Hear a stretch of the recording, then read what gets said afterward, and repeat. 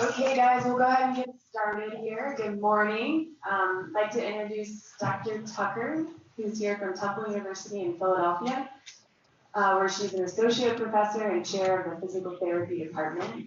She has her bachelor's in physical therapy, master's in electrical engineering, and PhD in exercise science. So turn it over to Dr. Tucker. And as she said, she would do a very short intro, so I appreciate that. So I'm glad you guys are all up early. I have to admit, I am on East Coast time, and I'm up at 5 a.m. on a good day, anyway. And so this is pretty standard for me. Yeah, I'm very okay. So what I want to accomplish today is really to give you kind of a flavor of where I come, and I'm certainly old enough that I have opinions and philosophies.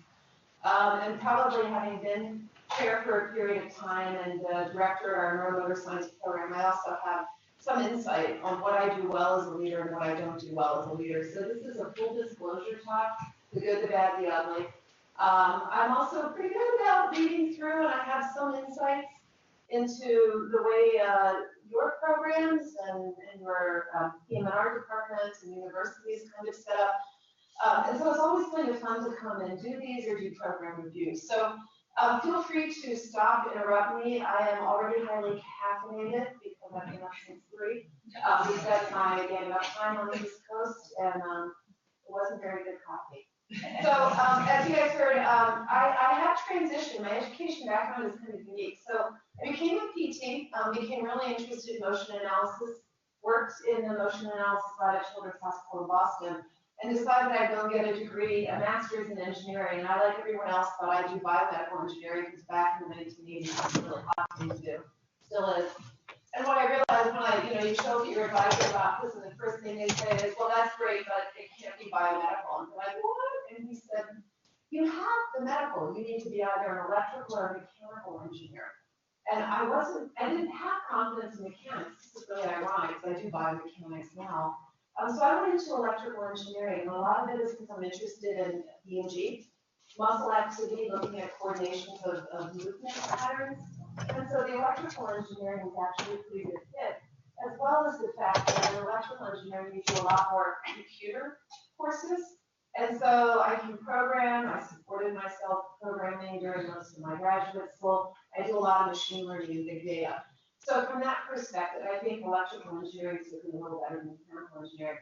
Did a PhD, was combined actually in exercise science, electrical engineering, where I did, back in those days, it was neural networks and synergy analysis. It's now known as machine learning on EMG muscle activity patterns during different gait tasks, and really trying to look at what are some of the key features of it. I did a year of research fellowship at MIT, MGH, and here I'm finally so thrilled that I have degrees in engineering, and you get to MIT, and the only thing they wanted was over lunch for me to come and look at the new machines they built, because it must have a clinical application somewhere.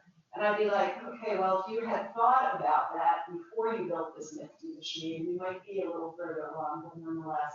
I primarily practice in pediatrics. My research touches across the spectrum of aging. Was a pediatric clinical specialist for 20 years. It just lapsed this past year. As you guys know, you have to keep up a good number of clinical hours. That's a little bit hard to do with everything else I was doing. I'm a registered clinical exercise physiologist, and that came about as a need to run a VO2 max test, and so maximal max test within the hospital, and we either needed a physician present, or you can have somebody be a registered clinical exercise physiologist. So hence, that was something that we added on.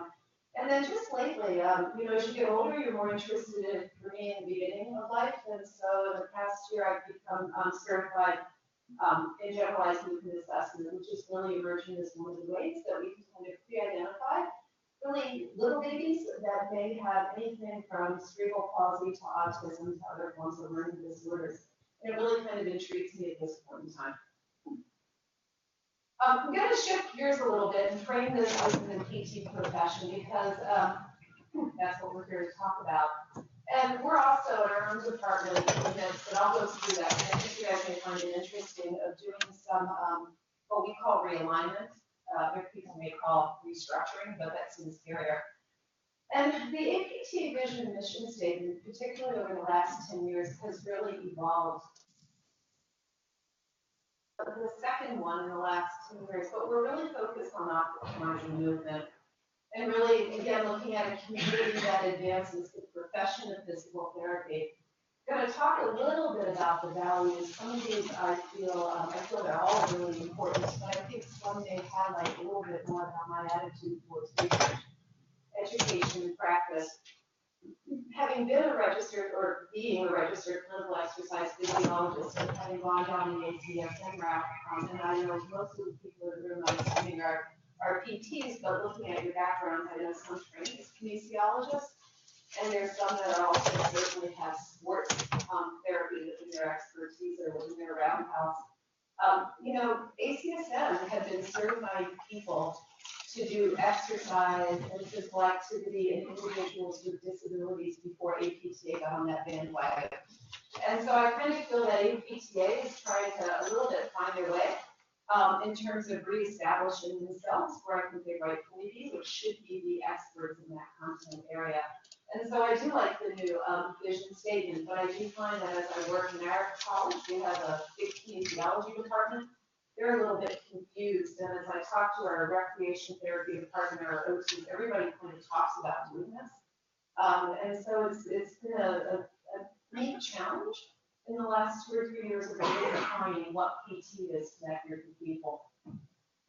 Strategic plan, and I brought this up because I think we're faced, and we'll talk a little bit about this later on, about changes in clinical practice, productivity, payment, how that impacts our students, how it impacts our ability to train physical therapists. Should we look at new models and get them out quick with a very focused license and then let them go on and get their specialization and residency training and then have a full practice license? So we're starting to really revisit where we are in terms of payment partnership. I would make the case for technology. Really looking at the best practices in education, and I think we're really at a challenging point right now, and we'll come back to that. The one value I do want to talk a little bit about, because as you can imagine, being kind of at the crux between engineering and physical therapy, I do a lot of physical activity work. A lot of my work, when I talk about research, is really comes back down to innovating first in some of the technology that we can be used to optimize the movement, and secondly, my secondary focus is more on patient and client-centered kind of approaches and getting their input and doing outcomes. I'm a big collaborator. My work as we go through my portfolio, or I'm assuming most of you have had a chance to look at my CV, I collaborate in tons with nurses, with engineers, with OTs, with a variety of people, and I think it just suits my nature. I'm kind of an unusual researcher. When we talk about innovation and APTA values, again, they talk a little bit about it in clinical practice, but also in education. And one of the challenges we face is really making very authentic interprofessional learning situations for our students. And I know here you do IPE, and I look through the curriculum, I think there's 3 or maybe 4 interfaces where they spend an afternoon or a day and they're from different teams. When we do IPE down there, we have a model that comes close to that with our medical school, dental, podiatry, and pharmacy. But we also embed it within our professions within the programs common, which are recreational therapy, occupational therapy, athletic training, PT, speech, and nursing. And so a little bit more of those rehab professions in terms of embedding it in. And again, in research, I highlighted new models of research and translation of evidence. The other big feature of my research program is actually learning health systems, which map dissemination science in, and I'll talk a little bit about that, as well as moving into massive EHR-driven, patient-generated data resources for people, not quite registries, not research registries, but any and everything in a medical record pulled into a way that can easily be sorted across systems and standardized within the nation or internationally. So we'll talk a little bit about that. Where I think professions of physical therapy really have some opportunities, which to me, some people may call challenges. I think our identity within the healthcare landscape, I mentioned that. I think we struggle a little bit. And I'm in a college of public health, and we had a dean who was a traditional public health trained person. And when we talk about PT and being able to do IPE, and we do big data, and we do community practice, she constantly comes back to the fact that PT is the person that gives her exercises for her knee. And so the fact that we would have someone on our faculty that is nationally known for mindfulness was just kind of blew her mind. And so again, I think this may come from where we've made that the appropriate pivot to optimizing health, and taking a little bit more of a rehabilitation or a healthy prevention approach. But I think people identify most strongly with some of our MSP skills set, which again, don't want to take away from that.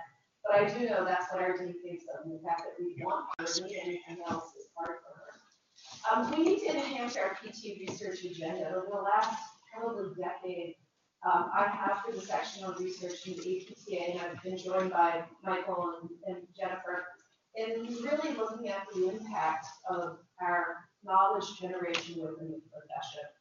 And I don't know when it happened, and I think it gives us pause, but switching from a BS to an MS to a DPT degree has been fantastic for us with direct access as independent practitioners. But I think where we kind of have some unintended consequences is that after people go through PT school and get their DPT, they have a lot larger student debt than maybe they did under bachelor's or an MS program, and we know that's a huge problem. And they really want to go out and practice after being in school for so long. So we're seeing fewer PTs return into PhD programs. And it could be that we need to modernize PhD programs. It could be that we need to find better ways, and boy, we've always tried to braid together a DPT program with PhD all at the same time, and you get both after 6 more months. It's not working very well. Or even after 2 or 3 years, just because of the difference. But it's an active problem that leaders within our profession can really look at. And again, I think we were all on board moving to a DPT, and I think it was the right move. But I think what we didn't really think about is, are we want to be people who afford, or want to be a doctor? And that's good enough. And I think we really struggle with leader enrollment. My only concern about that is if we have fewer people going into our PhD programs, then at some point in time, not that a neuroscientist or not that an engineer can't do PT advancing research, be responsible for that body, or as responsible, and that's a concern to me. So at any rate, Clin Ed models have changed. I'll tell you a little bit about where Temple is, but we now have integrated clinical experiences. We do a very different model than what you successfully do here. We have about 8 programs within a 40 miles in Philadelphia, and so you can imagine that you have got to have the best students. You have got to do something more for the clinic than give them library privileges. And I'll talk to you about our model where we do not pay our clinical sites to take our students, not even our ICE students. And that's been a work in progress over the last year that we've successfully done. But I think our Clin Ed models are changing because of the challenges within the clinics to take time away from patient care and revenue generation, just kind of where we're at. Diversity. I think we struggle with diversity within our faculty. We tend to look a lot like PTs do, traditional PTs, so maybe more like me, female, perhaps lighter skinned. Our students tend to do that, but we are in Philadelphia, and so we do tend to have over 20% of our class be diverse. But that's something that we really, need to keep a focus on and work on. And I think, one of the concerns I have about diversity, and I don't know if you have experienced it here, is that we have pockets of students that may come from different backgrounds. And my background as somebody that would be middle to upper class, white, and in their 50s is very different than some of our students that are coming in that will be joining us as PTs that may come from a culture where deference, not challenging when you're asked, maybe a male-dominated culture. We have a little bit of a harder time sometimes with their affective domains, and I don't think it's anything they're doing wrong or different. I want to be careful, it's not a bias. I think that we need to take the way we teach those students and to really think about some of that unspoken, non-knowledge-based interactions we do. And I find particularly with some of our older clinical instructors, that if the person does not approach them a certain way, then that person has less value in their eyes or what they bring to the table. So when I talk about diversity, I love the fact that we're training a diverse group of people, but I think it's a challenge to us as faculty to really think that maybe some of the approaches we have teaching psychomotor skills may need to be updated in a group of people that touch differently, have physical proximity differences. So at any rate, diversity. And then the cost and quality of PT education. You can have low cost and high quality. You could have high cost and lower quality. I think we realize that PT over the past few decades has always been in high demand, and that we're currently not producing them fast enough than what the need is projected to be as our population grows. And I think ways to actually ensure that we are not saddling these students with incredible amounts of debt. And at the same time, really producing those highest quality PTs is always a struggle, but I think it's even more so now. So Temple, just to give you a little idea of where all my opinions of late come from, we are a research intensive university. We are in a large urban gritty city. For those of you guys that follow sports, you know our new sport mascot is actually called Gritty. Which is actually, you know, things like that get people, you either like change or you don't. People are really embracing this fellow. So at any rate, I encourage you to look at Gritty, but it does describe Philadelphia. Our faculty and our graduate students are unionized. So my faculty follow a union contract, which says they work X number of workload units that can be comprised of this. They're allowed this many hours off.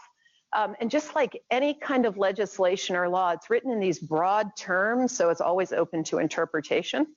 And then, you know, you may get a dean in that interprets things one way, and you get people saying, but that's not the way it has been. But we are unionized.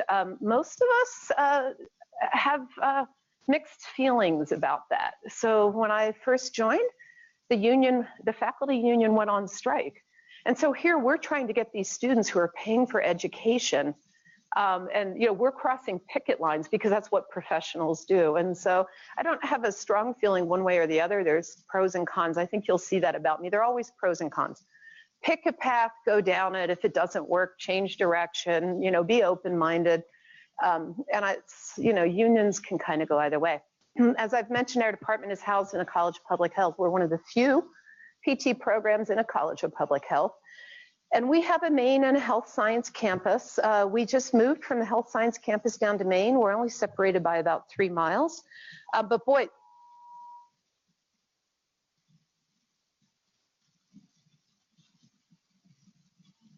okay, all right. Can I keep going? All right. And so that's been really interesting because we moved from kind of being nestled up in what is probably a little bit more similar to the environment here. Medical school, dental school, pharmacy, podiatry, nursing is still up there because we didn't have room down campus for them, into kind of this mixed environment. And so again, you'll see a little bit of that reflected as we're dealing with that over the next year. Our PT department, and again, we use different titles because we're in a college of public health, so I am the chair, has neuromotor science grad programs, which are PhD master level program. We have about 20 to 25 students in that program. We have a DPT program.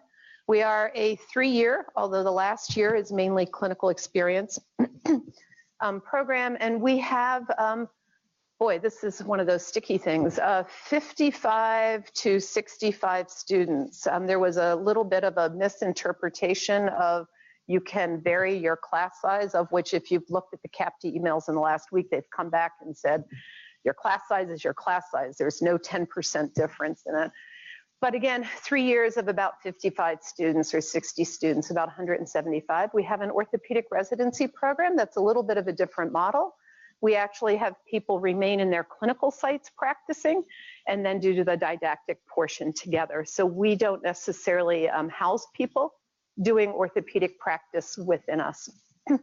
We just started a health outcomes and measurement science program. That's currently a certificate program that will be moving into a grad program probably in the next year. We have a variety of research labs. We have the first 3 really focus on virtual reality. We have, of course, 3 different motion capture systems, literally. Not one type, not a Vicon, not a Qualisys, and not a Motion Lab. You know, we have to get one of all 3, which is more difficult to manage contract-wise. We do have caves, Cairn system, treadmill. We do a lot of in-lab work.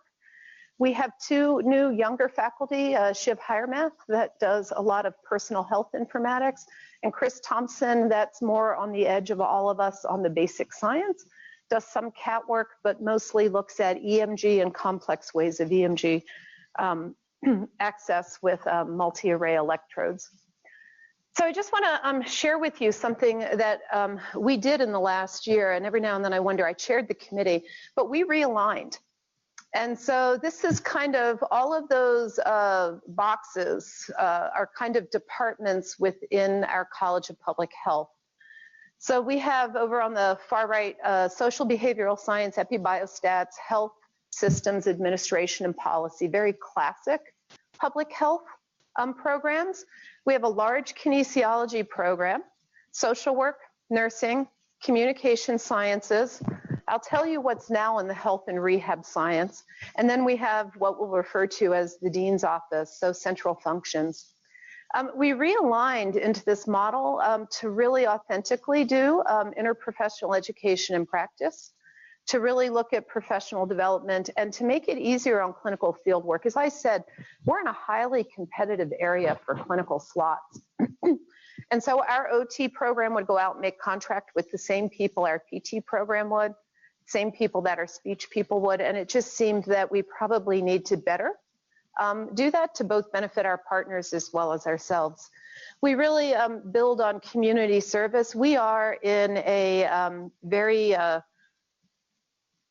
economically depressed part of town, so we're about a mile away from Kensington, which is one of the world's worst opioid overdose death rate areas in the US.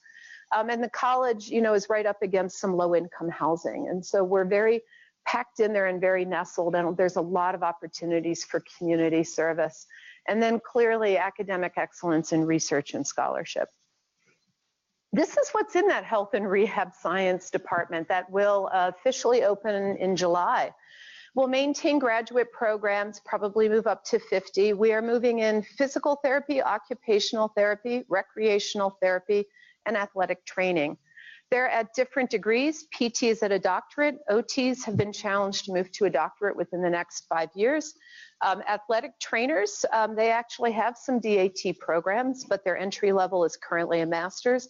RT professional entry level is a bachelor's, which is why their number is higher. We'll be moving over the whole undergraduate program in health professions. That number is massive, 900. So this department has about 1,500 students, the size of a small liberal arts college.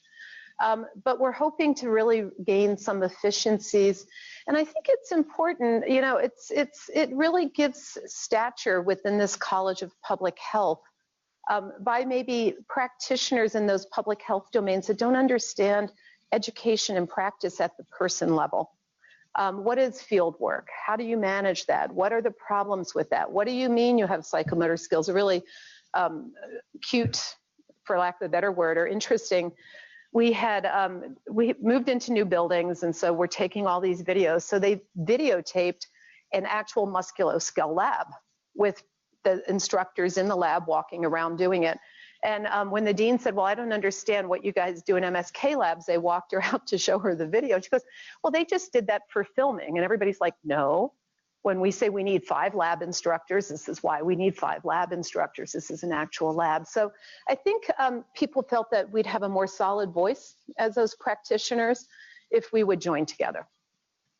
So at any rate, that just kind of may give you a little bit of a background where I'm currently working in. These changes, I was chair of the restructuring, the realignment committee, and it finally was passed by the board, the trustees, just 2 days ago. So at any rate, there you go. I currently, well, let's see, I was past director of our PhD in neuromotor science, so I have some experience with research-oriented graduate programs, developing curriculum, overseeing it, admissions. I'm the director of our new health outcomes and measurement science program, and again, that's one of my main research focuses. I've been chair of the PT department for a year and a half.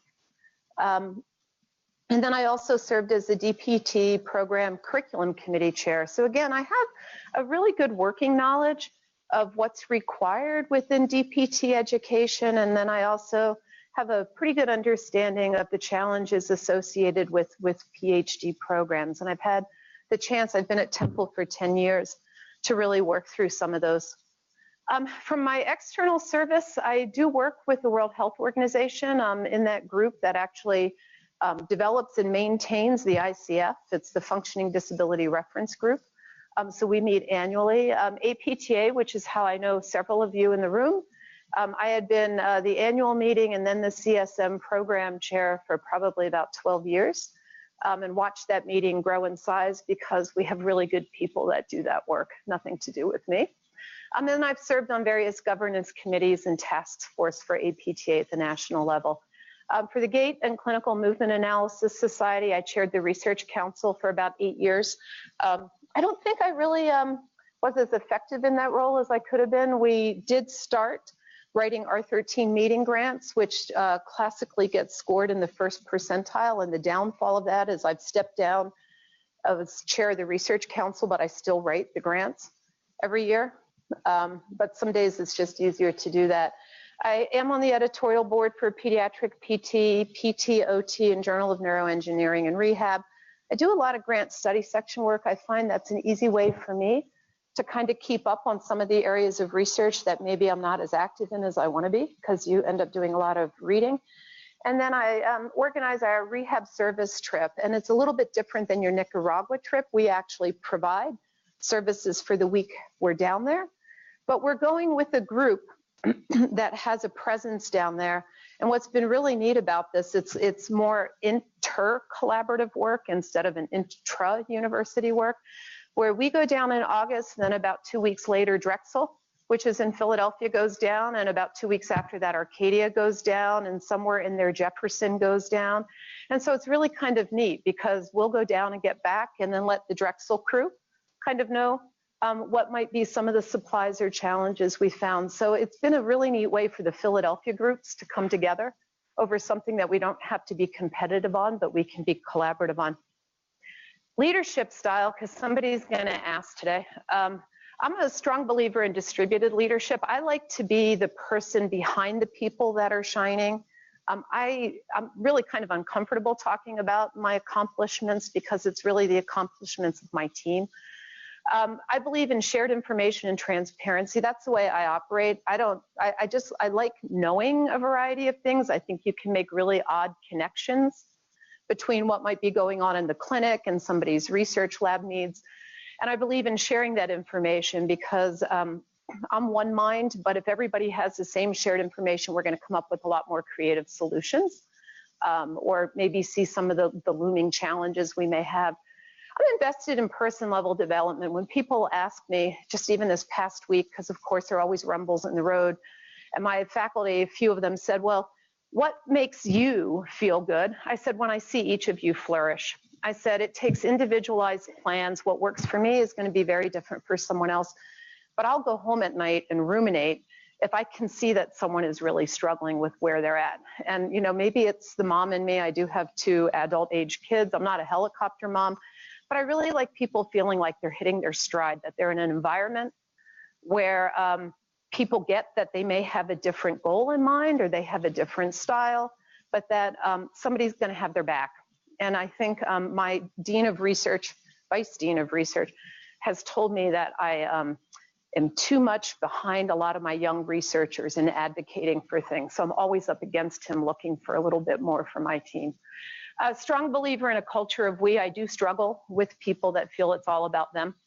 That may not surprise you from what I first said. And so I really have to work hard at pulling myself back and recentering me. If somebody is saying it's about me and this is what I want. And so that part of it is a little bit of a struggle when I'm not so sure they understand the team kind of issues. I am an early adopter. I love trying new things, finding new creative solutions, maybe not committing to something for 100 years, but let's try it and see if it fixes the problem and let's let it unfold. I've been known to be pretty creative with all kind of odd connections. And again, I think it comes back down to sharing information. And I'm a builder. I really like change. I like taking all the good things and kind of putting the new puzzle pieces in and really seeing where that goes. I am not an early adopter on some things. So the woman that I run with on the weekends, we still go counterclockwise around the park. And we feel like we're really breaking out of the mold. Like it's a big deal. We're like, let's go the other way. It's like, really? So there are certain things that I think we all have blends of that. I have to also give credit. I have a very experienced faculty member, has been in the profession for decades. She is not an early adopter. And people have said, doesn't that kind of like rain on your parade? And I said, no, because she's my homing device. I know that I will have to go back and explain to her why I think this change is good. So I need to be really thoughtful about it. And so I think there's always room for people along that change continuum and where you're at with it. And again, everybody has a role. Even if you're a traditionalist and you hate change and you want everybody else to do it and then drag you along, to me, I view that as a really grounding, kind of a touchstone. Core elements of the way I lead, mentoring, again, I already talk about kind of a personalized flourishing approach. I'm a big believer in service. I think we're all put on here, not just to help maybe ourselves, but to help whether it's at communities of people or individuals. I think that's why we're in the profession, honestly, is really to move on. Big believer in generating knowledge, implementation science, interprofessional education and practice, and really supporting our faculty within clinical practice settings. I'm going to talk a little bit about my research. I have two areas of research, and this is totally not my doing. Someone much wiser than me said, well, in this funding climate, this was about 10 years ago, you don't want to put all your eggs in that tech basket and do motion analysis and instrumented gait and kind of the more systems level research. I've never dabbled in basic science, I have to admit, but kind of right there. What you really need is something more system approach, so outcomes. Because when outcomes funding is high, then usually the biomechanics and techie stuff is low, or when the techie stuff is high and people are really looking at mechanistics work, then a lot of times that outcomes is low. And so that was advice to me, and it's actually worked really well for me. So I do, again, as you've heard, a lot of EMG and motion analysis. I've done different dosing treadmill studies in kids, particularly CP, so intervention-based studies. My new research direction is taking all of the great lab-based measurements and moving out into the community with wearable sensors. So I'm a big wearable sensor, and sometimes that data is accurate enough. So we've put sensors on babies in the NICU that are transitioning off of opioids because their moms were addicted, to see if we can better titrate the opioid dose. Highs and lows tend to impact cerebellar formation, and so if we can somehow make their weaning off of opioids a little bit better, will they have less long-term brain effects? We also had a PhD student that took our little sensors up in the NICU to look at adults, ICU, adults, to look at their muscle fatigue and recovery, and Dan was one of the external readers on that. So the concept that people within the ICU have an acquired weakness syndrome, but is that because they've actually lost sarcomeres, or is it a change in their ability that they fatigue faster or that they recover slower? And so she took them in, and adults on mechanical ventilation, and took EMG activities and had them do repetition max, so strength training, and a fatiguing protocol without any issues. We've also moved into outdoor sports, probably because I have some concussion-funded research. And so BMX bike parks, we go out and we'll help dig the trails and then collect our data and move on or uncover the trails.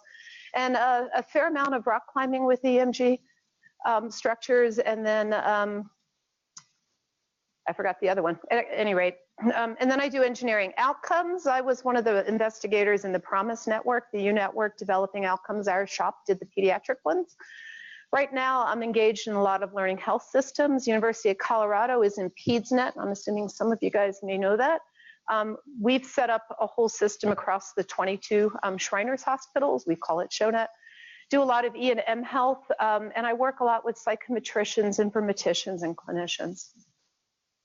Active funded research for those that read my portfolio, you can see, but again, funding from Shriners, DOD, NSF, NIH. I'm kind of familiar with a lot of the different external or the federal level funding programs. Self-evaluation as chair, I'll talk about this before I move into my research directions. Developed and implemented a sustainability plan for our human anatomy sequence. So we had a dean that didn't understand why PTs needed to actually see a cadaver. Could we not do this virtually? And our students come to our program, and one of the strengths that they say, and part of their choice in coming, is our anatomy.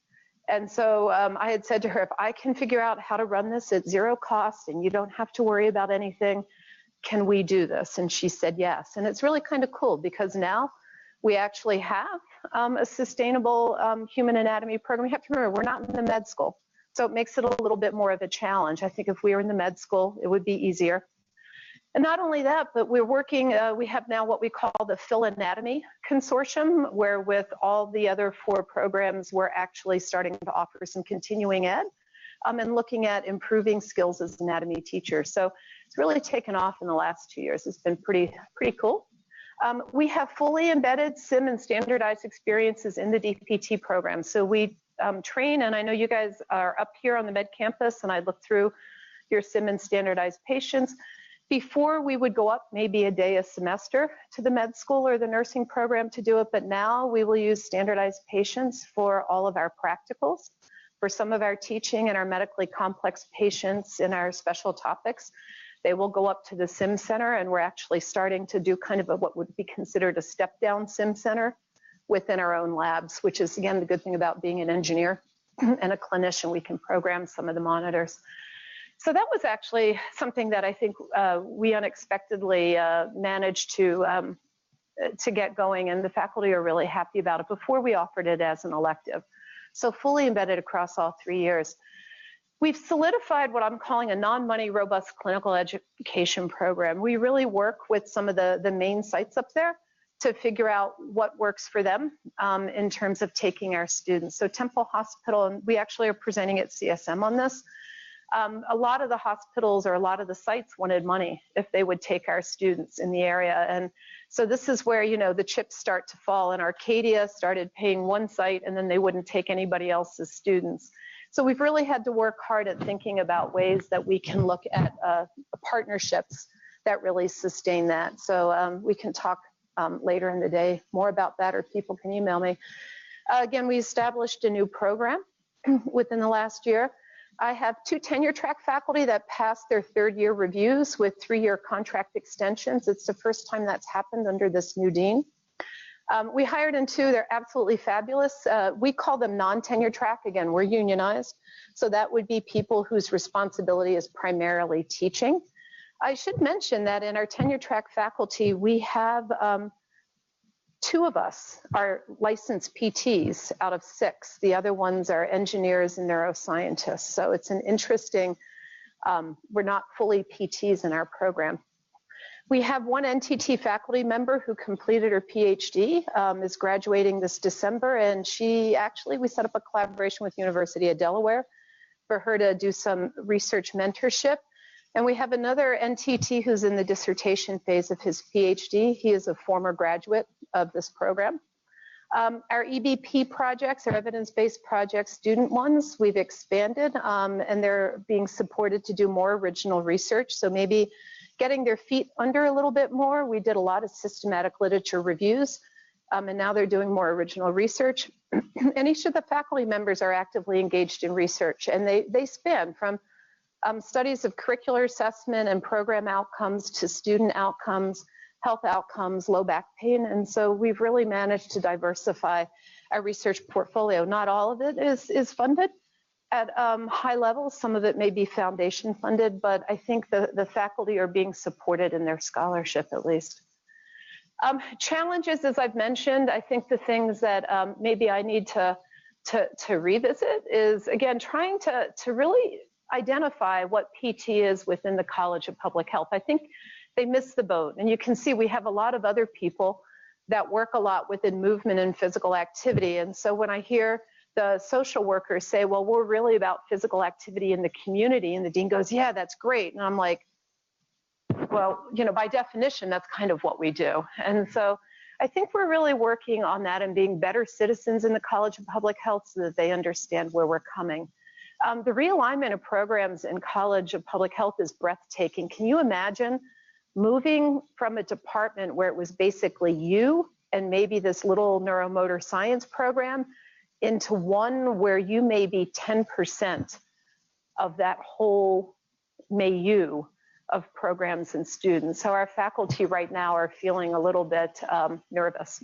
And the way that I'm managing that is this spring, we are getting as much down so that it's a precedence, so that whoever ends up coming in and being a new chair of this whole department can say, I'm getting my feet on the ground, but if you guys have been doing it and it's working, just keep doing it. So we're really trying to come back and backfill and spend down some of our individual lines of money to make sure that the PT program feels pretty solid. And so that's my challenge for the spring.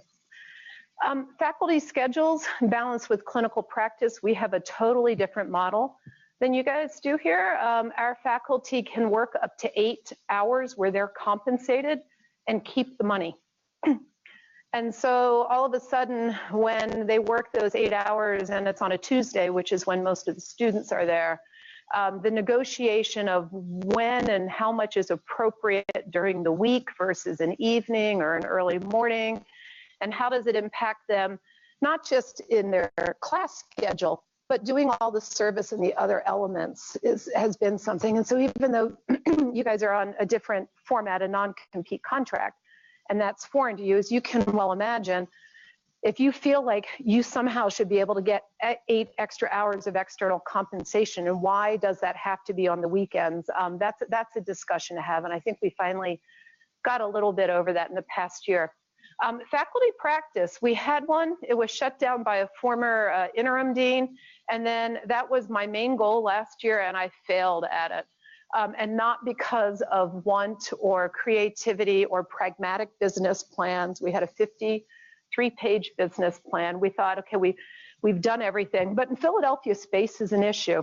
And we moved into this new building, and there's this massive room, I'll be careful about what I call it, that has like 4 knee to ceiling windows. It's beautiful space. And this past interim dean decided it would be a storage closet. So we refer to this as the closet. And so with very little renovation, that could be set up as a clinic. It's big enough. And so she just didn't like this idea of treating patients in a closet. And we're like, well, it's only been a closet for 2 months. You know, like let's step back from that. And we'll put all the other stuff in other places. Here's a map of where it all goes. And this is how much money we could make. We could support student learning on site. And she just came back down to the fact we were proposing it was in a closet. And so at any rate, at some point we decided that it wasn't a completely lost battle, but there was no point moving forward at that point in time. So we're ready to jump back in and see if we can make that happen. And then I have to admit, the department research portfolio, typically carried by our 6 tenure track members. We have one who is transitioning into retirement. We have another one that's just had about 5 years of like the worst bad luck in his personal life. And so he's kind of in between grants. Two of us are well funded. I think I'm funded somewhere over 60%. And Jeff is funded at about 40%. And then we have our two younger tenure track faculty that are still at that foundation level. And so we're getting there, but we're not necessarily hitting the stride with all 6 tenured tenure track members pulling down big federal grants. And so we'd like to improve on that. I'm going to skip over graduate student projects. You can see there's a variety that again go from my health outcomes, DPT, PhD students, technology. And I'm going to present 2 aspects of my research program, but I was told I needed to talk about a topic. So if you get motion sickness, I'm going to present like 2 slides and then skip 20 and then present 2 slides and skip 20 so we can get down to the end. So just hold tight. All right. PROMIS Investigator. How many of you guys have heard about PROMIS? Patient Reported Outcome Measurement Information System. It was first funded in 2005 as one of the NIH roadmap projects, and it was funded through about 2015. Those of us that do pediatric work have now moved into PEPPER, which is validation of all of the measures we did. I, and anybody that knows me will find this hysterically funny. I was elected chair of the standards committee. And so my attention to standards on a good day, it's like if it doesn't work for you, can we just move on? And so I had some rigorous training in being chair of the scientific standards committee where nothing got by anybody. And so did that for the whole entire network. So I'm really familiar with the adult measures and the deployment of them and mode differences and everything. And I specifically developed the physical activity strength impact in a sedentary bank for pediatrics.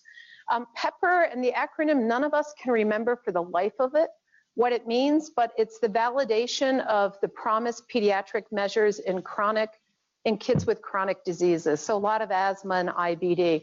And I think it's pediatric PROMIS, and I don't know what the R is, but maybe that's where it stopped at any rate. ShowNet is probably one of the grants that takes up my biggest time. And how many of you guys are aware of PedsNet and the learning health system you have here?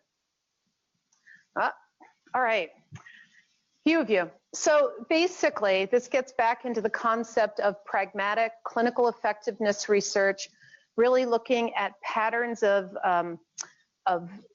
either natural history or responses to intervention in large patient populations that are very diverse. So unlike an RCT, small numbers, well controlled, you know the variables, you can decide causality.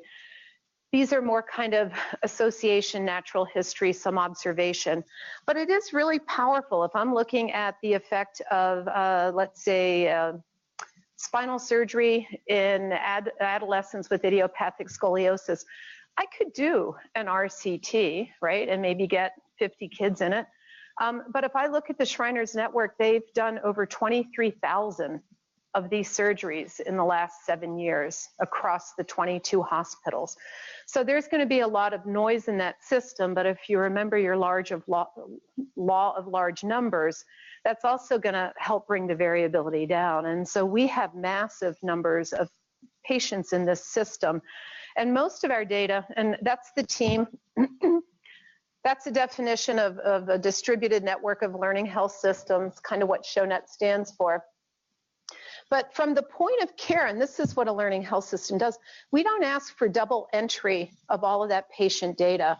And so we have harvested every element in the medical records of these kids within the Shriner system, mapped them to a standardized vocabulary that is compatible with PedsNet and PCORnet, so the PCORI funded one. So Colorado, Children's Hospital of Philadelphia, Boston, St. Louis, Seattle, Cincinnati, Nemours, we can use the same query and visualization procedures with the appropriate regulatory approval across all of the sites. But just within Shriners itself, we have more data on more kids with cerebral palsy than even the Australian networks do. So it's a really neat thing to do. But any of you guys that document in the electronic health record know that sometimes you document carefully and you document for the patient care plan. You're not thinking about your data later being used for population. So we haven't quite fixed that yet. But it's based on electronic healthcare records. and the concept that it can really support these big data and comparative effectiveness research designs. So again, we data capture at clinical encounters. We pull all these discrete data elements, map them to the standardized, which again can be used by anyone. And this is, for instance, pretty quickly a snapshot of all the kids with CP, the number of hospitals from 18, the number of CP patients that were seen in this time frame. We can pull surgeries, procedures, all of their orders, all of their medications, all of their devices, their O&P information, things from their motion analysis, pretty much anything that touched the medical record. All of their outcome measures, all of their physical therapy evaluations, everything is pulled in. It's been a massive build of this data resource. And so I'll talk a little bit about how we're using that data resource. We also support a national effort in defining what are the most important CP questions to practitioners and kids, and we finished that last year. We have some demonstration projects, and I think as you can see, the last 3 to 4 of them, the last one is a natural history, more oriented. It's kind of a research program, not a question. But we really focused on some perioperative questions as well as hip surveillance, which those that do kids know that that's gotten to be kind of a really big thing. So these are what we're actually churning out now, trying to get the publications out on, and then moving into where we will take open projects to do for people within the Shriner system. One of the biggest accomplishments, we were funded for another 5 years, and I think AIM 1, sub-AIM 2, we were going to start not just collecting data from the electronic health record, but pulling it in from a patient-generated data platform. And so we developed the Show Me Health platform. Again, you have to think of cute acronyms. It's kind of what it stands for. But basically, I have a Show Me Health app on my phone.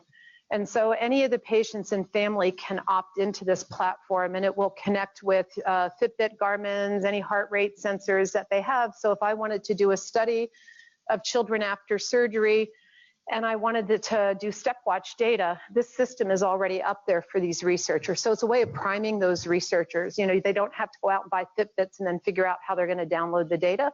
It's uploaded. The neat thing about this platform is that parents and families can be entered into the platform, but any time their data is going to be used, they have to give permission. So they can be on the platform and say, no, I don't want you to go in and get my Fitbit data.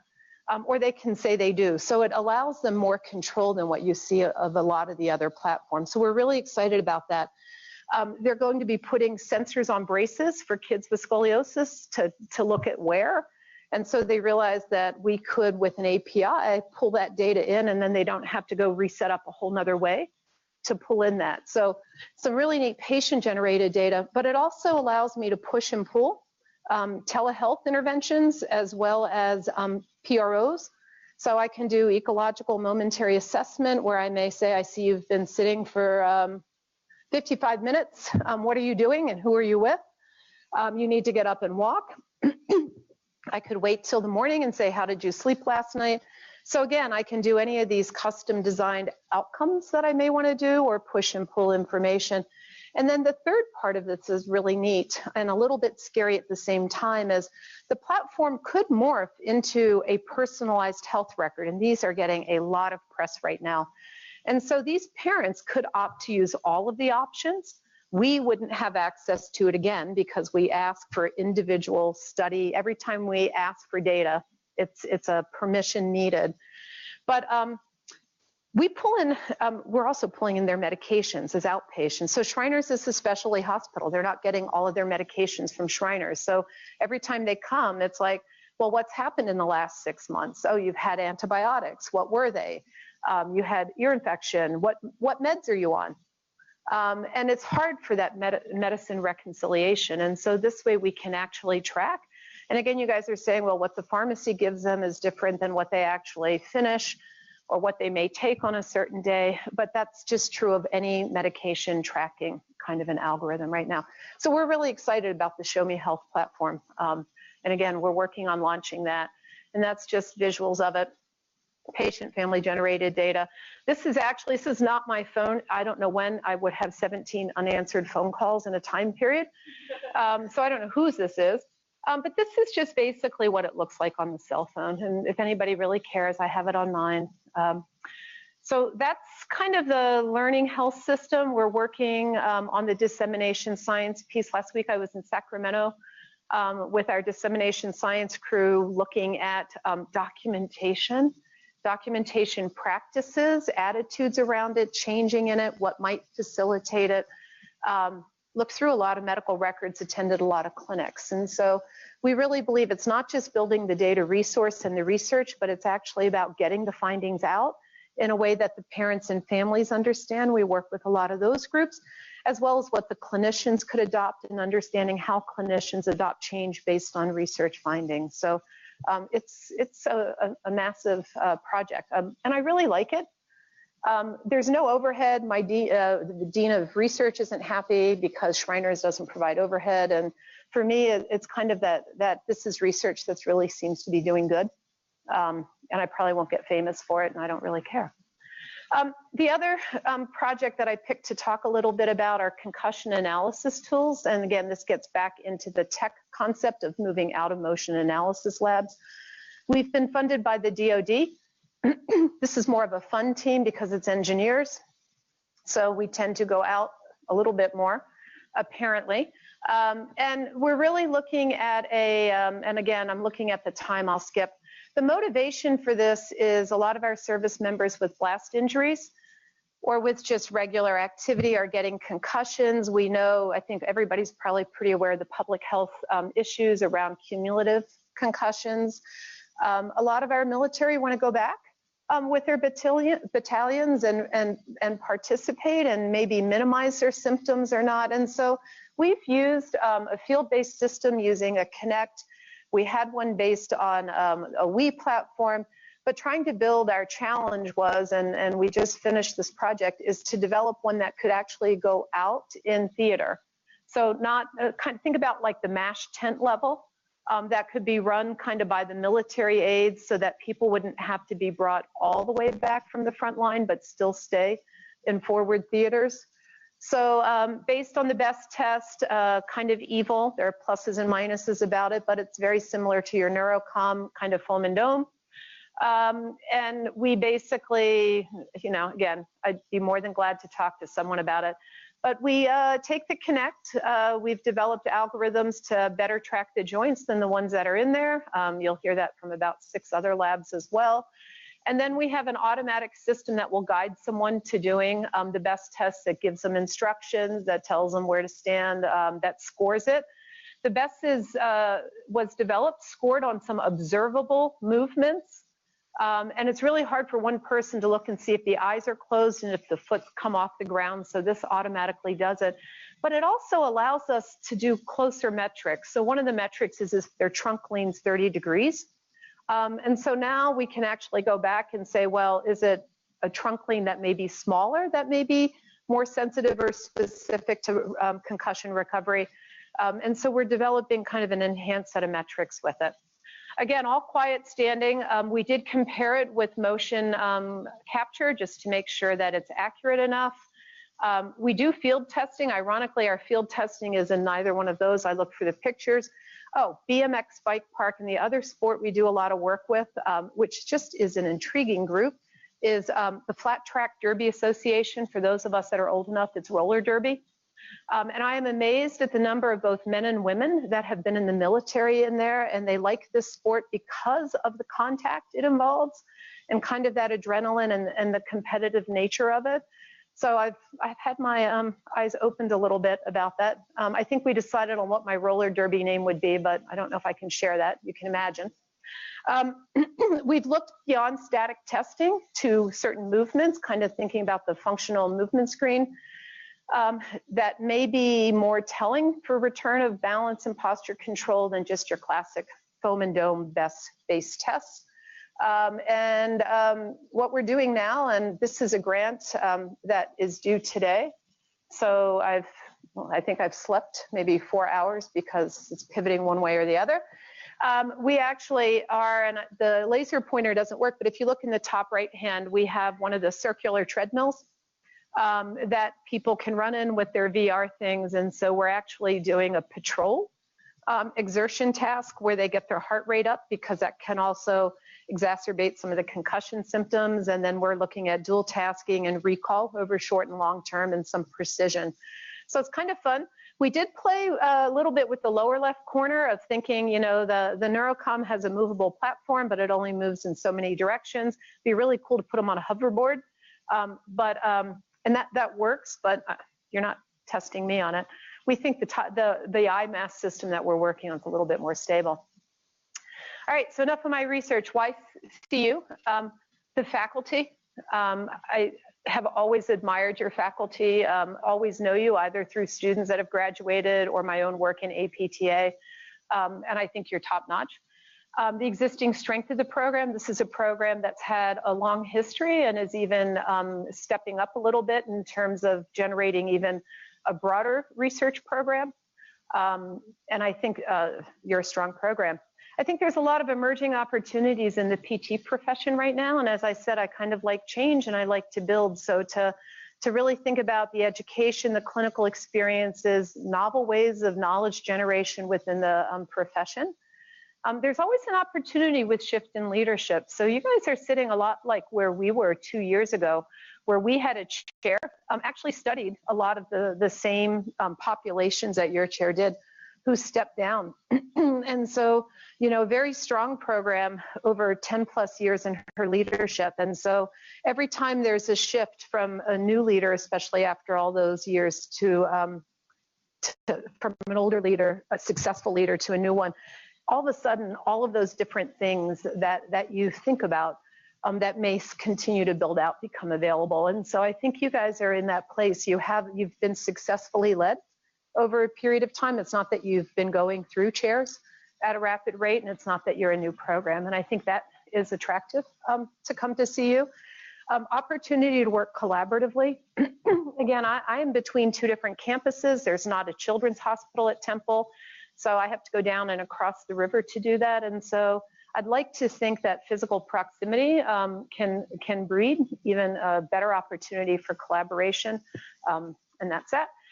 And then what I was told that I should talk about, which, you know, so I have -2 minutes to go through this, is the challenging we're all facing with online PT education. And I think it's a matter of balance points. I don't know. I think there are pros and cons. If you see, my pros are my cons and my cons are my pros. So, you know, some of the discussion about, well, this would standardize PT education across the nation. We suffer from that. We have newer schools that may be weaker. Their faculty may not be as experienced. This would bring the water up and float the lowest boat. I get that. On the other hand, because I always have to be contrarian, standardization some days frightens me, because I think a lot of the uniqueness and the innovation and what makes PTs different is a little bit of their training and their background. And I think that, you know, people come to the Temple program versus the one 2 miles down the street, or 2.1 miles down the street, or 3 miles down the street, or 10 miles away, because of who we are and what we provide as a family. And I think a lot of that could be done online. I'm not necessarily saying, but if we're looking or making the case that standardization is a pro, I think it plays both ways. Right now, my PT students will say, well, what do I need to do to get a job? And I'm like, make your resume look different than everyone else in your class. And that has to look different than everyone else out there, because somebody's going to go through 200 resumes for the job you're dying to get. And you've got to look different in a good way, because you want to be in the resume pile on the left. And I worry a little bit that if we're standardizing PT education across basically the nation, how do they distinguish themselves individually? And again, could be done, but I think it's a balance point. It's got to be considered. We do hear that non-traditional students may be better supported within online education, that if I have 5 kids at home and I can do 24 credit hours in a semester over 15 weeks at night or on the weekends or when they're sleeping, And that's probably not a very positive way of looking at it, but maybe those people that can't commute into a program, that we're really going to be getting people that may be in areas that aren't urban or located around PT schools. It's going to open up the profession to more people, and that's a good thing. I worry a little bit about the support of non-traditional students as well. As I mentioned to you, we're finding that as we pull in more diverse students, that the way that we teach them and our expectations of affective behavior and ways to approach people or ways to organize yourself around evaluations, all those things that aren't necessarily part of didactic education, they need even more. We see, and again, it's just because I'm older, that a lot of our students that come in, are really comfortable. There's no doubt. They could do an online education. They sit at home and socialize electronically with their friend one house away. So it's not that they don't accept that technology, but part of what I do as a PT is interact with people in person. And if you're coming from diverse backgrounds and cultures and you're not dealing with grandmas all the time that may or may not want you to stand so close, those are things I think that we have to think about how they get carried over. If you move out of I'm with this student, I see them every day, they're struggling with this behavioral aspect. That's why our students tend to have a hard time in the clinic. It's not that they don't have the skills. It's that they're just not groomed enough. And again, could be handled both ways. Cost and quality. We looked at, I think, the same program that you guys have looked at. Our on-site education is cheaper than the online version for our in-state students.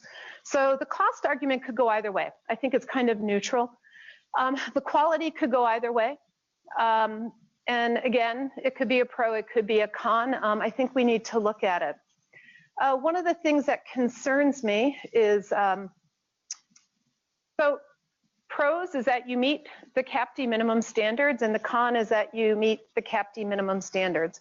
It seems wasteful to have your students pay and do more time and work than what CAPTE requires, but how often do we say CAPTE is the low bar? It's not what we want people to live up to. We want to do more than just the bare minimum, right? We want, I want my program at Temple to be producing the highest quality, humanistic, well-rounded people, therapists that are out there. And I might be able to achieve it with an online program that does the same thing for so many people in the time that I do get to spend with them. But I think it's a great opportunity for us to really think about what do we want the graduates of our PT programs to look like? And what does uniqueness bring to the profession? If we move down this road, and maybe it's good because maybe some of the smaller programs will move to a higher level of quality by doing online teaching programs. But where are the people that are going to be advancing the teaching models and the profession and pulling in all of their uniqueness? And again, it can be managed. I'm not saying it isn't. But to me, I would love to be, and this is funny because again, I'm usually an early adopter. I would like to see what are we going to look like in 10 years out? If everybody kind of has the same standard education and the same experiences, are we all going to look the same? And then where does that leave us? And so I come back to the DPT education is a wonderful thing.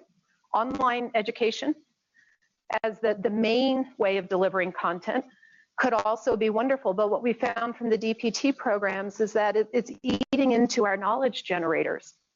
Are we going to find that by doing a more standardized education model nationally, that we're going to eat away at those things that make us unique and allow us to innovate within the profession and find niche practice areas that may not be supported by standard education? I don't know. But I think we need to look at that. Early versus late adopter. Boy, that DPT education, you felt like you needed to get on the boat. And luckily, we pretty much all got on the boat, but it took about, 15 years to move to all DPT education.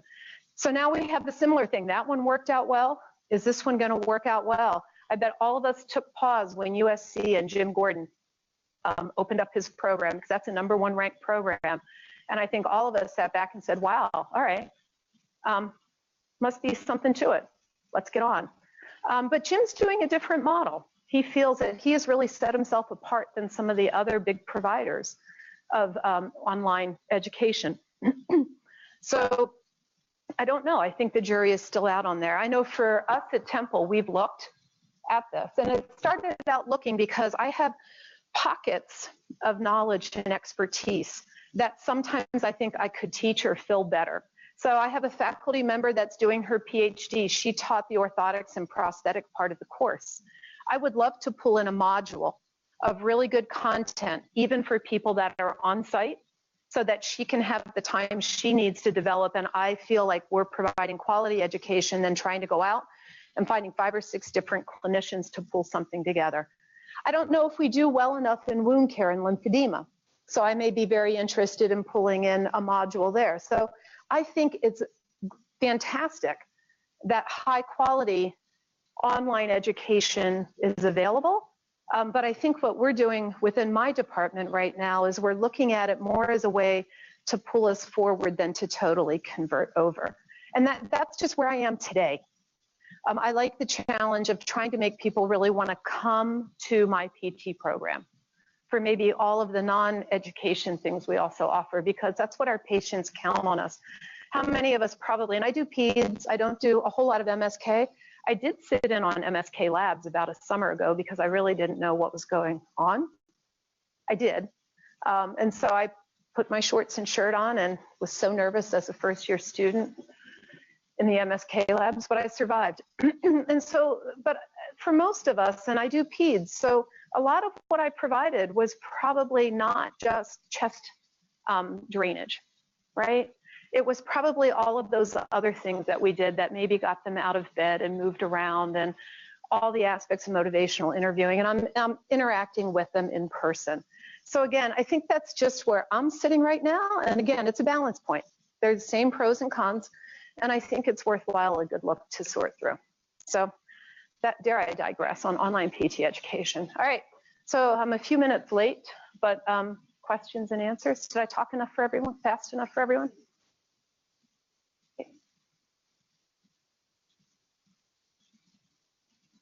Yeah.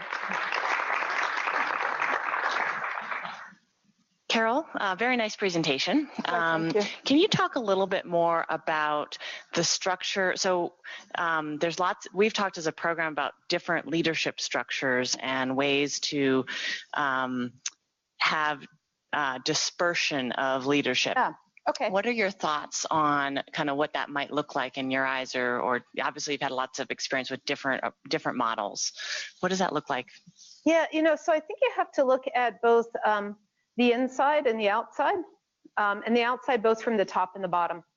And so where we sit now is probably my department is probably very similar to what you refer to as your program. And there we have the chair, and the chair is responsible for faculty development, finances, overall success. The buck stops here. But I have what we call program directors in charge of each of the programs. And so it is a layered model for that. Within the DPT program, we do have, and it's similar to yours, where there is an admissions director, curriculum committee chair, and those are shuffled downwards. And so within this current department, we needed to change direction and really ramp some things up in the last year and a half. And so I spent a lot of time trying to understand where our weaknesses and strengths were within that structure, and then moving people on. And so I think that structure for us works. We do have, and they're changing the administrative structure. We have business support and academic advising, kind of, not advising, but paperwork, if you will, coordinator support. And that's worked fairly well, but the program directors do report to me, but they're really pretty enabled to make decisions. I mean, my job is just to equilibrate across all of the resources and challenges we have. And so I really listen pretty strongly to Scott Burns, who is a graduate from here, and really work on enabling his leadership skills to manage everyone. And so that works in this larger department, which gets bigger. And that works within our dean's office because we have grant support, so I don't need that within my department. We have some community practice and engagement support. They have a larger admissions office there, so we can manage to operate kind of within that structure with faculty fulfilling most of those roles versus outside staff people. In this larger department that has more professional entry-level programs, we've advocated for a layered leadership where there will still be a chair, because that's how Temple organizes. The buck's got to stop with a person, not multiple people. But then we are having 2 to 3 vice chairs, and one will be in charge of the undergraduate education, one will be in charge of the professional entry-level programs, and a third actually will be in charge of authenticating our interprofessional education and practice across community service, portfolios of programs, as well as clinical experiences. And so we're going to move into that kind of a layered approach with more administrative staff and a business office. And again, I think faculty fulfill, they know the students, they know the program. They will still probably fill roles within curriculum committee, and in that one we'll probably just cut across and do that. Does that give you enough of an idea? Yeah, that does. And within the kind of department level, how many program directors do you have, and what are the specific kind of categories? Yeah. Okay. So in my department, we technically have 2 programs: neuromotor science, which is our MS and PhD program. And so Jeff coordinates, and that's a smaller program. So we have 8 faculty on there from different departments. It's an interdisciplinary one, and he'll coordinate admissions. He'll work on developing funding plans for the students. We have to fund our PhD students, or you can't bring them in. And it could be TAs or RAs. Curriculum development, visibility, speakers is his responsibility. And then, you know, Scott has a bigger program, and there were a little bit more pieces to pick up in the last year and a half. And so he is responsible for all of that. And I think I spent a fair amount of time trying to understand where some of those are. He had referred to himself feeling kind of isolated on an island under the past leadership. And so really growing him as a leader is part of it, but he will coordinate all of the other experiences. In the earlier leadership model, the chair would make all the decisions. Scott would write them up. And then if, you know, it was an interesting segue, but I think he's responsible for all curriculum, admission, student-related things. And the chair is responsible for faculty development across all of them. And that gets awkward because I do workload, but I have to meet Scott's needs for where people are. And sometimes he wants a faculty member in, but I know that they need to be somewhere else. And so the 3 of us will normally sit down and figure out those things. I don't know if I'm still hitting it though. So. I think so. I mean, I think what you've described is kind of a variety of different approaches that we've talked as a faculty about. There's no one solution to kind of how to distribute leadership. And then it's a process of figuring out what's going to work best for you and the rest of the faculty as far as what specifically that would look like in our program. Yeah. Which is a dialogue, I think. Okay, that's good. Yeah, for me, I feel like I just would want to be informed. I am someone that believes there's a lot of ways to accomplish the same goals. And depending on the suite of people you have involved, some solutions may work better than others, but they may get you to the point at the same time. And I hardly ever have a really strong opinion about it has to be done this way versus that way. And so I do think it's a dialogue where I know what Scott's leadership style is, and I know where he's going to be more comfortable. So I know areas he needs to grow in that I may push him in, but otherwise, so he doesn't like talking in public, so he'll defer any visible leadership role to like one of the old ex-director of the PT program, which just sets up all sorts of oddities. And so he's been told that, you know, what do I need to do to help you announce the names at graduation, and he's taken it on. So at any rate, I think there are those kinds of things, but I don't know if a chair who is funded and is growing across a breadth of different faculty members as well as clinical practice, education, and research can micromanage every single decision. I think it's a matter of making sure everybody understands the same vision and mission and the direction. We've had over, again, this comes back to the faculty schedule where I think the chair often has a better understanding of what the constraints are from the top down, or where the resources may be from the top down, than each individual faculty member. And sometimes I don't know if I'm as good at doing a brain dump on all of those so everybody has that level of equal information. And some of it you really feel, you need to fix. But usually that's operating above and not below. Other questions? Thank you very much for your presentation. I'm curious, after all you've done and accomplished on the East Coast, why you're interested in coming to Colorado? Yeah, no, so that's a good question. So I did put a slide up there that addressed it. I probably have 15 years left. And I'm happy at Temple. I mean, I don't mind what I do. I find enough challenges to keep me engaged and interested.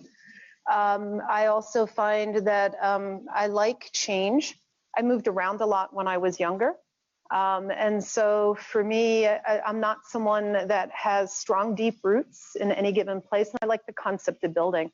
But I've known members of your faculty and your graduates forever, and I have the utmost respect for the program. And I think to look at moving from one place to the other, my kids are older, so I'm at a point in my personal life that to relocate wouldn't matter. I like outdoors things. Colorado has a lot to offer from the personal kind of side of things. But I think from a program-wise one, it really is. It's a strong faculty. They're looking for leadership coming in. And that's always a neat thing for me to come in and see where are people and what are the puzzle pieces and what's working for people and aren't. And so I like that building phase. We'll have to see maybe after 8 or 9 years of everybody just being in an utterly fantastic place, I'll want to move on. But I'm not looking necessarily to move on. I will be very honest with you guys. The challenges for me is moving back into a program that's within a medical model. And so I have not been, I have been department chair. And so yeah, I have a dean, and here, you use different terminology for it, but I've been in more of an academic setting. We're not nestled up in our med school.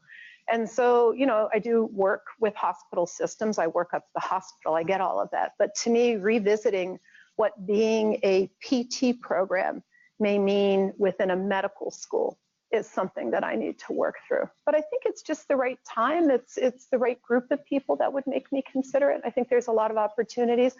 I like the idea of being on a campus where it's easy to access research labs, patients, all of those things which we don't have in Philadelphia. You're always traveling by subway to and from. Yeah. So I'm wondering if you can speak a little further about how to maximize academic and clinical partnerships, and then even kind of secondarily, what's the role of the program director in that? Yeah, so that's a good question. So it really comes down, we have a director of clinical education. It's shared by 2 people. And about 2 years ago, when everybody started to say, well, if you want us to take your students, you need to pay us. And then you go back to the university and say, we're not paying them, that's part of their service. And so there was a real misunderstanding of that. And I was pulled in because I'm somewhere between the dean and the director of clinical education. And I also practice up at the hospital. That's where I go a couple hours a week and do my NICU, my little babies. And the clin ed directors had been meeting with them, and it's always the same conversation. It's, well, what can we do to make you take our student? And you say, well, I don't know. What can you offer us? And then they would say, well, I don't know. And then it always was, well, would library privileges be great? Yeah, that would be great. Okay, library privileges. What else? I don't know. And so this conversation went back and forth a little bit. And I think in part, I probably have spent more years within clinical practice settings than my DCEs have combined. And so the conversation with me unfolded a bit differently. And it was like, okay, well, we've been down that road. Tell me about the challenges you faced this week. You know, you have productivity targets, who's on your back, what do you have to do, where do you wish you had more bandwidth? And it turned out that there was one physician who directed our lung transplant program who wanted the PT to see his patients that they felt didn't need PT 3 times a day. And so it was this tension between them taking workload from their other services or their FTEs, which they couldn't increase to do that. And so what we heard, there was a need for a PT supervised exercise program that was beyond the mobility aid to get them up. And we organized with a faculty member and with students in their 3rd year to be able to provide that. And so that wasn't a money, because they were like, well, if you'd pay us, we could take them. But it was really, you know, what's not working for you? Well, we have clinicians that would really like to get their clinical specialist, but they really don't know where to start. All right, we can work with that. And so we had 2 of them actually put in for their, I always get the initials confused, but the cardiopulmonary in the past year, and also get a poster out. And so there's some of those things that we could bring to them that weren't money. And so we did start small with them. And again, it was, okay, well, if we can't exchange money, where are your things? We're being pushed to do more scholarship with our clinicians. We'd like them to write clinical practice guidelines. We don't have a clinical ladder. And those are kinds of the way that we worked with it. But I think it really came back to listening. And so we have started to identify, again, we're in this hugely competitive area, and you guys may just have not as many sites as we do, but we have probably a similar constraint on the number available. And we went back through and talked about, you know, what is for you at your hospital, where do you see your clinical practice in 5 years? What can we do to partner with you to help? We want to have you be one of our, not priority partners that makes you feel like you're an airline, but to really build up those that provide our students the excellent diverse experiences with it. For ICE, it's interesting. We do a different model. We don't send them out at the beginning of the semester for a week.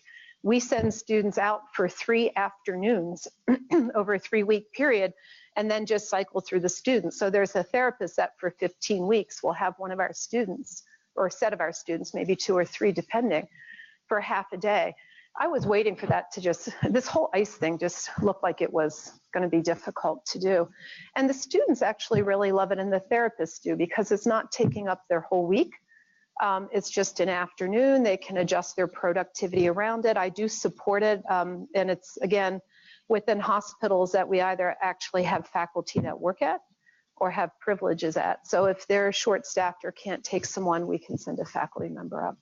So, you know, it's nothing that anybody else wouldn't have thought about. I think it came down to good listening and let's take the money off the table. And, you know, it's one of those conversations you have over coffee, or, you know, it's not like you're at a bargaining table, but really maybe even sideways when you start to hear about what are some of the problems they're having. I don't know. What do you think? All right. Oh, good. All right. All right. All right. Happy hour. All right. Yeah, Denise. Yes, thank you, Carol. Oh, did you want to follow up on that? No. This is a broader. Okay. There was you were talking earlier about the quality PT, and it's always interesting to think, well, what is the quality graduate? What are the components? And that the students aren't lacking the skills, but there is that affective challenge. And that the faculty, probably both clinical and academic faculty, are challenged by that. Mm-hmm. How do you then lead the faculty or direct the faculty in dealing with the affective challenges in students? Yeah, you know, I think yeah, well, some days better than others. I think, you know, it's interesting. We have a lot of different faculty that have a lot of different reactions to different types of students. And so all of us are responsible for advising. We're all assigned, usually alphabetically, so mine are always somewhere between the S's and the V's. 6 or 7 students in the cohort that are officially our advisors. But pretty soon we figure out who people resonate with. And they will gravitate towards those faculty members. And similarly, I know faculty members that may have a really difficult time with types of students. And so, and I know the faculty and the students. I teach when the students first come in. I teach within all 3 years of the curriculum.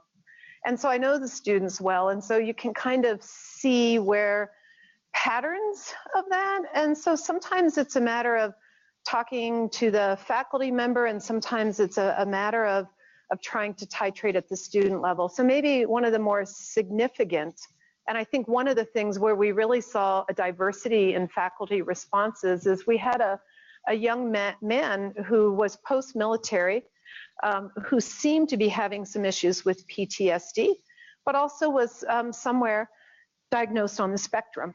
And so he started to have a really hard time. He did great A's in his academic courses, but interacting with other people within the labs was awkward.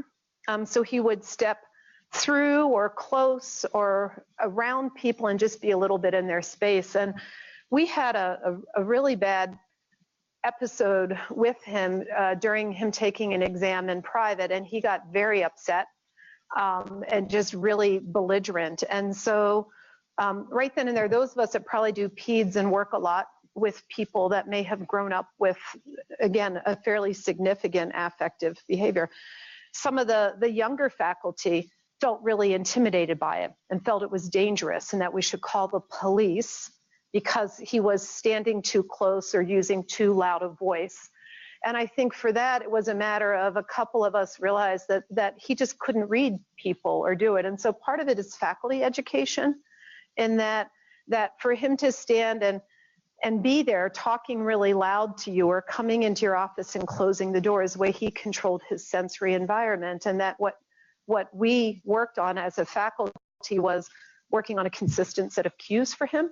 You know, you need to stand this far away, you know, settle down.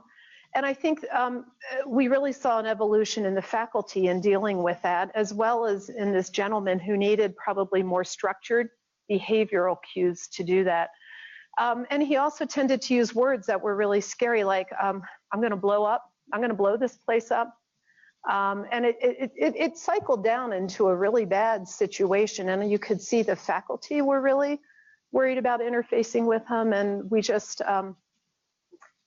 I needed to go to class with him for a period of time. And he ended up leaving our program, which was probably an okay thing. It was hard to picture how he managed. So I have faculty I know will get upset if somebody falls asleep in class or doesn't call them doctor.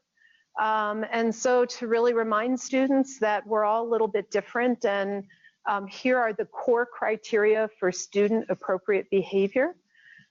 Students that always come in 10 minutes late, and part of that's cultural in some cases, trying for us to understand what may drive them and for the students to understand why some of that has to change.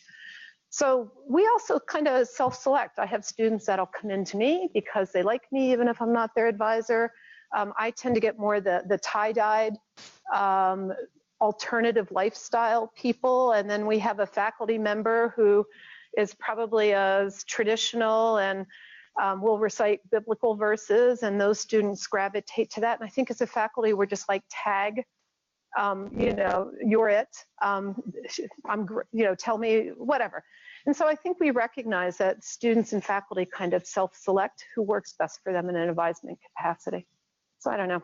I don't know if that answered your question, Lisa. I don't have it all solved, but I think a lot of it may be faculty education and then rematching comfort level. This gentleman responded better to males than to females.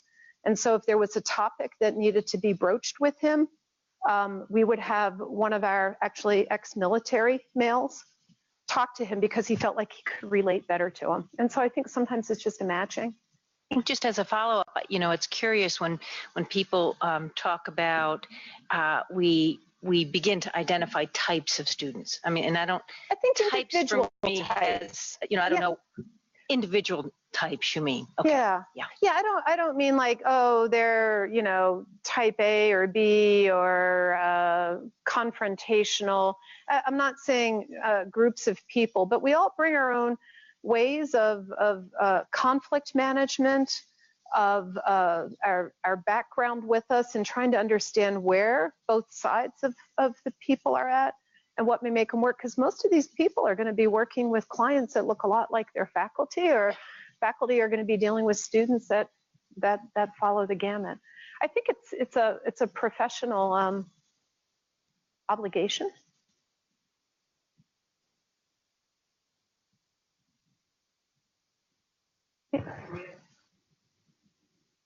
think just probably 2 more questions. We need to take her over at 8:45. So.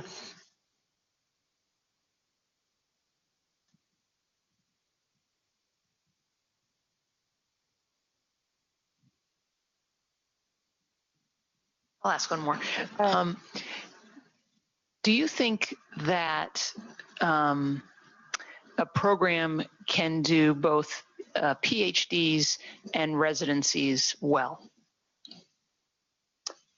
Yes, I do. Expand. I figured we'd play this back and forth game. I think it's going to depend on, both develop very different products. Both products are really necessary to our profession. Both products are necessary in practice, education, and research. So not just in areas, but across the dominant. We need expert clinicians that may have experienced a residency, and we need knowledge generators.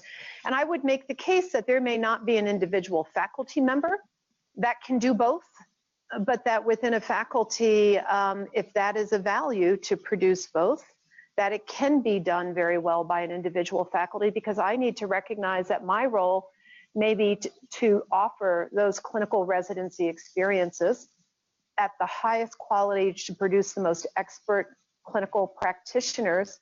And Jen's may be knowledge generation, and that's her job. And so I should do what I can to help her, and she would do what I could to help me. And I'd be probably looking at very different cohorts coming in. And there's always that opportunity to see where we can make the connection between them. But I think if you're adequately resourced and both are part of your vision or mission, that yes, you should be able to. Because, we should be able to teach pediatrics and geriatrics within the same department. We should be able to graduate academicians, people that may be able to run businesses, open PT practices, and those that want to do community and pro bono services. So I think it just adds to the diversity of expertise within our profession. But I don't think the same person can necessarily do both. I was thinking more as a program as a whole, not necessarily an individual. Okay. So, yeah. Yeah. And I think programs should really consider it. And I know our residency model is less attractive because there's fewer people, it's resource intensive, and we tend to run closer to the red, as do a lot of residency programs. So I tend to be, oh, by the way, the biggest culture shift my faculty told me happened, which I didn't even appreciate, is that if they ask me for something, I'm gonna say, I want a timeline, milestones, and deliverables. Whereas before they could just ask and it was a yes or a no with no reasons. And I'm like, give me a plan. And for us within our residency, as long as they can run in the black and produce high quality students, that's it. But we're not looking to expand at this moment. And Michael, I saw you wanted to say something quick. We have time for one last question, right? I was just wondering, when you look at our program, from your point of view, where do you think our biggest growth opportunities are? I think your biggest growth opportunities, when I look through your research portfolio, I generally see most are co-authored by one of two names in your department. And I think there's room to expand, co-authored necessarily. There's opportunity to expand some of your research portfolio, maybe more into outcomes, or to pull in another third or fourth strong researcher that may give you more diversity in that research. And not that it's not a successful research program, I'm not saying that, but I think that you could expand diversity in that program. You're producing top-ranked DPT students. I trust that you're running a reasonable residency program. I would probably need to, you guys do have a residency program. You have more than one, right? Oh, what happened? Did you dabble in orthopedics and do we not want to talk about this now? It's okay. We're currently working on developing other residencies, but there's been some delays in that, but that is an interest of ours, is to build out other residencies. Yeah, I could see you could, and like we built out our ortho one and have interest in doing pediatrics or neuro, but because they do tend to be so resource intensive, it's hard to generate enthusiasm for them from the higher level. And as you can tell, our dean, not ever practicing in clinical medicine, but coming from a public health background, we have to convince her more of the value there. And I think it may or may not be easier because you're within a medical setting. But yeah. Lauren, do we have time for one more question? One more. If you were to hire, or if you were to have access to an executive coach in moving into this position, what areas would your executive coach target in terms of your weaknesses? Yeah, well, we don't need an executive coach to tell me that. I probably need to learn to better prioritize all of the things I like to be involved in. And so I have a hard time saying no, particularly if I think it's something that's really neat. And I think most everything is really neat. You can tell from my diverse background. So I think my executive coach would need to work with me. I don't mind delegating, but I think sometimes me being better at looking at what's on my plate and what my role is would better serve the department versus me trying to balance the fact I like to go see babies, but it takes 3 hours away from me doing the memorandum for the dean. And so I think probably some of the balance around where the portfolio is. I also don't like conflict. I will try to find ways to, how do you deliver news to someone that perhaps we just had students, a series of consistent complaints about a faculty member about them being biased. And so I would love an executive coach to kind of help me. And again, you know, all about the sandwich and a positive and a negative. And, you know, it's not that I need skills in doing that, but I think my comfort level, I would probably put that conversation off. So they probably work with me on more proximal to the incident kind of feedback approaches because I'll tend to sit back. But I think me refining what's on my plate at any given moment and not getting angry about it. I don't like when people tell me I can't do something. So if they tell me you shouldn't see babies, I'd probably find a way to make it happen. So I think those two things mainly, Jen. I'm sure there's a whole host of other ones, and I'll give you my faculty members' names, and they'll let you know. Thank you, Dr. Tucker, for your presentation.